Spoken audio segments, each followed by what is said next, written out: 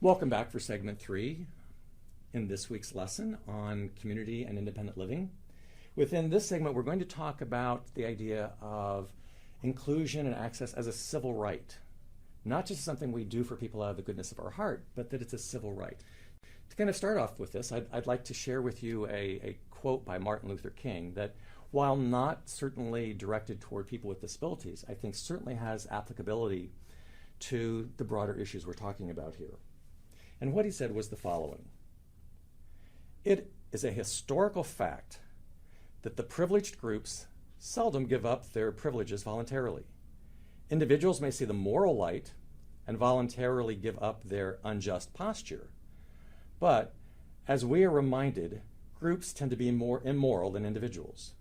We know through painful experience that freedom is never voluntarily given by the oppressor. It must be demanded by the oppressed." And that is part of what we're talking about here, that there's significant oppression that's occurred, and we can't just roll over and say, oh, well, that's them. This is a societal issue that we must address. And yet, from a timing standpoint, it's all fairly recent. If we think back to civil rights history in the United States, 1964 Civil Rights Act prohibited discrimination on the basis of race, religion, ethnicity, national origin, creed. Later, gender was added as a protected class. But disability was nowhere to be mentioned in that. People were not specifically included.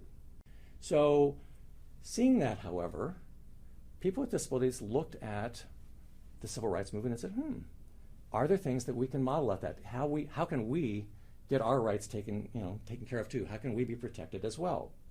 And so, if we think about this, the times, at Vietnam War, you had tremendous protests that were going on in the country against the establishment and the established ways of doing things. You had a big impact of consumerism. And with that, I mean that historically we looked at people with disabilities as patients. Now we're looking at them as consumers, that they are having control, some power over what happens with them. You saw the rise of self-help groups, peer supports, look at Alcoholics Anonymous as an example, or any number of other peer groups that are out there where people get support from one another. And one of the most important parts of this was a big movement toward deinstitutionalization. So trying to have the people who were in the institutions get back into the community, a concept called normalization. Despite these social trends, there remain no laws that forbade discrimination. Ideally, the hope is that once people become aware of discrimination and barriers to access, behavior follows. Given human nature, though, that's not always the case. In a few moments, we're going to talk about 2 laws that were ultimately created. Prior to doing so, however, let's hear from Dale regarding his take on the necessity of having disability-related legislation that ensures access. I hate to say that we need laws, but you can't just say to everybody, oh, do this because it's the right thing. Do it because it'll make you feel good. That doesn't always get you a response. Sometimes you have to say, do this, or you will get sued, or you will go to jail. It's a shame that it has to be that way, but just as in the African American civil rights movements and the women's rights movement, we want to be socially minded is the buzzword you hear. Let's be social, let's think socially, but sometimes you can't just be social. You have to stand up, put your foot down and say, this is what is and this is what will happen, and this is what we will need to do. So the 2 major laws, and I will just briefly mention them because, again, they could be an entire course. The first one was Section 504 of the Rehabilitation Act. And it was in 1973 and basically said that any agency that receives federal funds has to be accessible in terms of hiring and physical access and so on and so forth. Let's take a quick look at the essence of the law. It stated, no otherwise qualified handicapped individual shall, solely by reason of his handicap, be excluded from the participation in, be denied the benefits of, or be subjected to discrimination under any program or activity receiving federal financial assistance.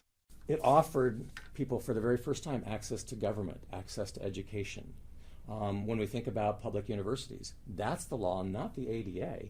That's a law back in 1973 that said you need to be accessible. Although Section 504 of the Rehabilitation Act of 1973 established the groundwork for non-discrimination, it was limited. It only applied to programs and agencies that received federal funds.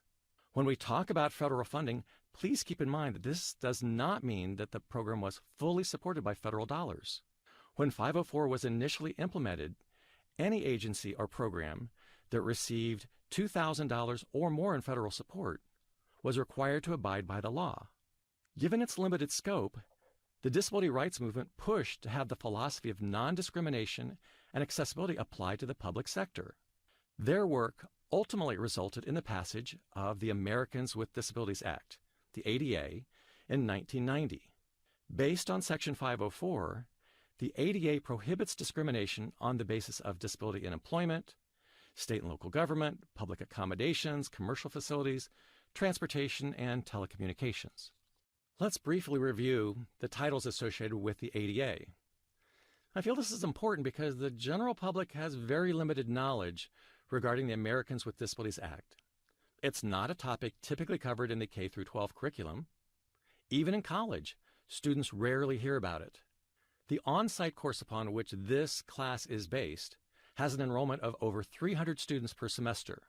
When I poll them the first day of class, typically less than 10% acknowledge having any prior instruction or awareness regarding this law.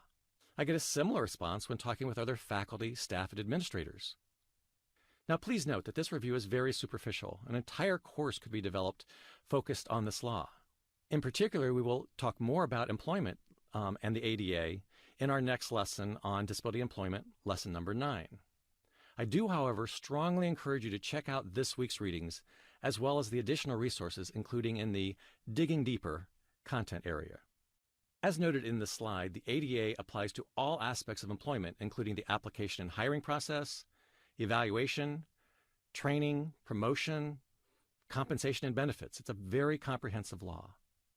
Public services, which include state and local government agencies, the National Railroad Passenger Corporation, and other commuter authorities, cannot deny services to people with disabilities or deny participation in programs or activities that are available to people without disabilities. In addition, public transportations, such as public transit buses, must be accessible to people with disabilities. Public accommodations include facilities such as restaurants, hotels, grocery stores, retail stores, etc., as well as privately owned transportation systems. This title requires that all new construction and modifications must be accessible to individuals with disabilities. For existing facilities, barriers to services must be removed if readily achievable. Telecommunication companies offering telephone service to the general public must have telephone relay service to individuals who use telecommunication devices for the deaf or similar devices. This aspect of the ADA was particularly important for people who are deaf. If you are unfamiliar with a TTY, it is basically a cross between a telephone and text messaging device. It was limited, however, because you could only call other people, businesses, etc., that had one. The passage of the ADA, however, established a nationwide network of relay operators. Consequently, a person who's deaf could call the relay operator on their TTY. The operator also had a TTY. He or she would then call the desired number and serve as the deaf person's voice and ears. That is, they would voice what the deaf person typed. They would then use their TTY to type the hearing person's response back to the deaf person. For the first time ever, someone who was deaf could use the phone to call anyone. Now, with the advent of improved technology, the TTY has been replaced with video, and this is even a better alternative. Much like using Skype or FaceTime, the deaf person calls the relay operator and uses sign language to talk. The operator is a skilled interpreter. He or she places a call. Again, they provide the voice. The major advantage of video relay is the speed of communication. Conversation occurs in real time rather than being delayed by typing. It's a huge benefit. I should also note that hearing people can call the relay number when they want to talk to a deaf person. It's not a one-way street. In the United States, the national toll-free number for relay services is 711. The problem with all of this, though, and we'll mention this again, is one of enforcement. Because while laws may exist, there are no ADA police. There are not people going out and checking this to say, oh, we need to make these changes. Oftentimes the change has to come from the individual. So what we found is oftentimes it even maybe require a lawsuit to get change invoked, and that's ideally not what you want to have happen.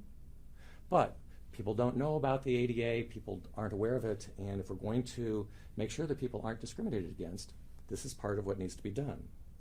In summary, as we talk about this, what we know is that disability was not covered initially when we talked about civil rights. And even now, many people struggle with seeing disability access as a civil rights issue. That the disability rights movement evolved, and with its evolution, we have seen the passage of some laws, but even with the laws that have been passed, we still have issues with enforcement. So as we end this segment, we'll be moving on to the next segment where we talk about some more specific barriers that exist as of today in terms of people being able to live in the community.